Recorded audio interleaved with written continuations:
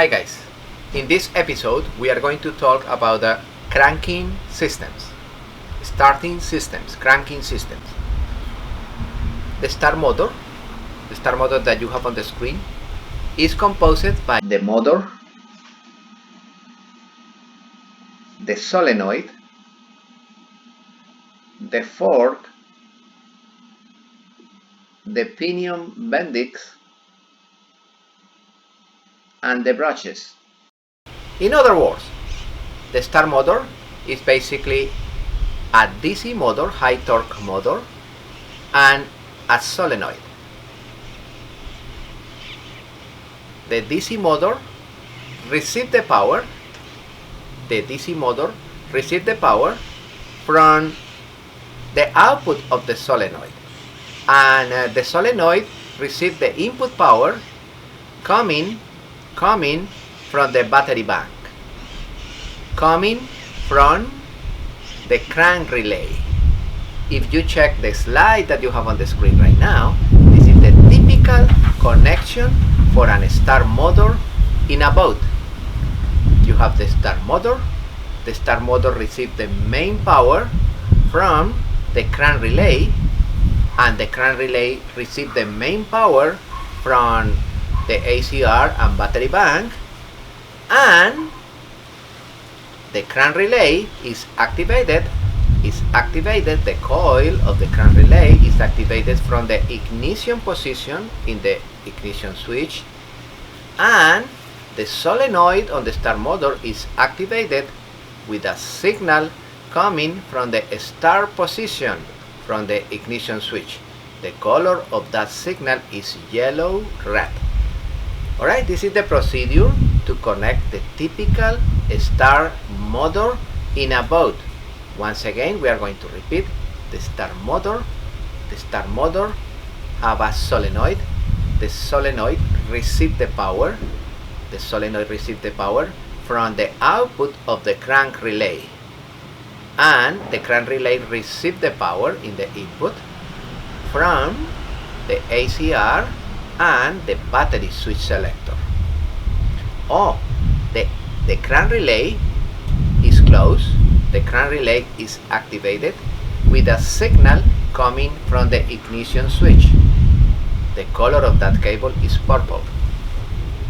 Then the solenoid closed. The solenoid passes the current through the second terminal to the winding of the motor. Only when the solenoid receives the signal, yellow-red signal, coming from the start position on the ignition switch. In other words, the start motor is a DC motor. Let me explain quickly how a DC motor works. Okay, if I have an alternator, I have electromagnets in the rotor and coil on the stator, and I produce electricity. Now I am going to explain the motor. This is an alternator or generator. Electromagnets in the rotor and coils on the stator. Okay, what happened? Suppose that this is the positive side of one magnet, and this is the negative side of other magnet. What happened when I have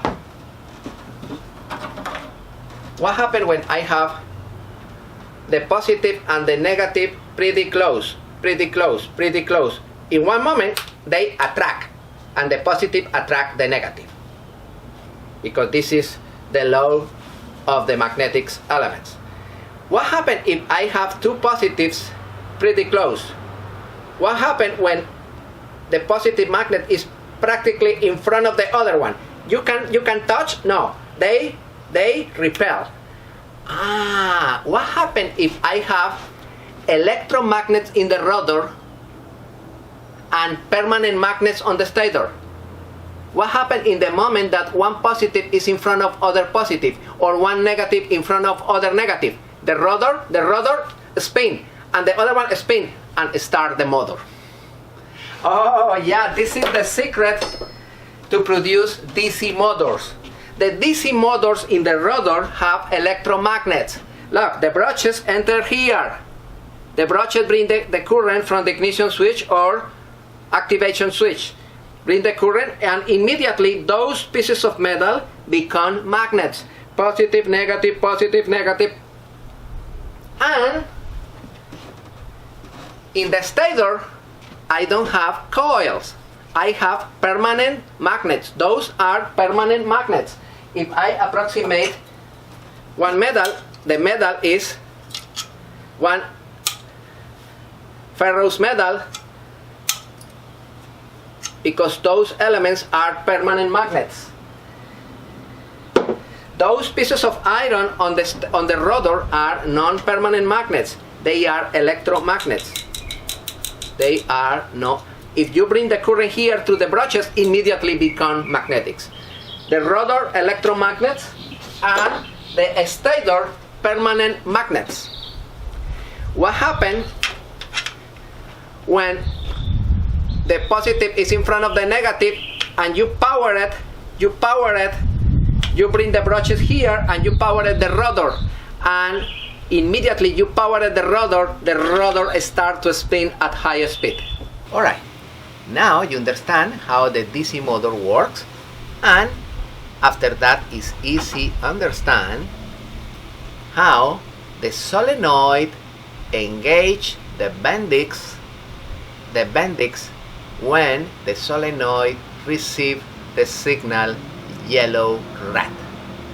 Alright, right now I have a board and I can explain easily how to test, how to diagnose if the start motor is working or not working, and different type of problems related with the operation of the start motor. Let me explain to you quickly the procedure to check the start motor. The start motor have the motor, the winding, the solenoid. The solenoid receives the input power coming from the crank relay. The power passes through the second terminal, and from the second terminal enter into the winding of the motor. The power passes from this point through this point only when the signal is coming. The signal is a yellow-red signal coming from the start position on the ignition switch. For example, in this moment I don't have power here because the crank relay is open. I am going to close the crank relay, and right now I have power, but I don't have power in the second terminal because I don't have signal. When I bring the signal, immediately I have power. The gap is closed and the power passes through the second side and the motor starts. In this moment I don't have signal. Let me bring the signal. Yeah, the light is on, and immediately I have power here in the second side. This is the procedure to activate the start motor. The power is here in ignition position. In this moment the ignition switch is off. When I activate ignition, I have power here, but I don't have power over there. I don't have power on the signal. When I activate the second position, start, I have signal here, and I have power over there. This is the procedure to follow the current in a start motor. Let me I pass here. This is the relay. The relay receives the power here from the batteries. In this moment I have power here coming from the battery. That's the power. But I don't have power in the output because I don't have signal. The signal is coming from the purple signal ignition. When I close ignition, I have power here and I have power here, and of course the power passes through the other side. I have power here. Off, no power here, no signal. I only have power in the first position. This is the relay. Of course, when I pass the power to the second side, I have power, I have power, I have power, I have power here. But the power no pass here until I activate the second position. Alright, this is the typical consequence. This is the typical flow of current. You need to verify if the problem is the ignition switch, or if the problem is the relay, or if the problem is the solenoid, or if the problem is the start motor. What is the first step when you check problems related with the start motors? The first step is check if the power on the battery is good. How you check that? You disconnect the terminals of the battery and you check the battery with the load tester. If the battery is in good condition, you verify if you have power at the input of the relay. I have power at the input of the relay. Now I am going to verify if the power passed through the second side when I bring the signal. I bring the signal and the power no pass, the problem is the relay. Oh, I don't have signal. The signal never comes here. The problem is here at the ignition switch. You need to verify if this is the input, power. I move it to ignition and I don't have power here. My switch is damaged. Yeah, I have power here, but when I select ignition, the first position, I don't have nothing here. The problem is the switch. Oh, I have power here and I have power here, but I don't have power in the output. It's because the relay is damaged. Oh, I have power here. I have power here, but I don't have power here. It's because the cable in between this and this is interrupted, is cut. You need to replace that cable or verify the terminals. Probably the terminals are loose or are corroded or are disconnected. Replace that cable or replace the terminals. Oh, I have power here. I have power on the signal, but I don't have power here. Probably the solenoid is damaged. In that case, you need to replace the solenoid. Other important and common problem is the start motor, the ground is not appropriated. The ground should be connected directly to the ground bus bar or directly to the negative of the battery. The ground on the start motor is critical. The ground should be located on the case of the motor. Never, my friends, never try to connect the ground in other terminal here on the solenoid. On the solenoid, you only have big positive and signal. Never try to put a ground on the solenoid. Be careful when you tight those terminals because this is plastic, this is bakelite. If you torque too much, you destroyed the solenoid and you ruin the start motor. This is the procedure to check, to diagnose if the start motor is working. You need to follow the power from the ignition switch, passing through the crank relay and finishing into the solenoid of the start motor. Thank you.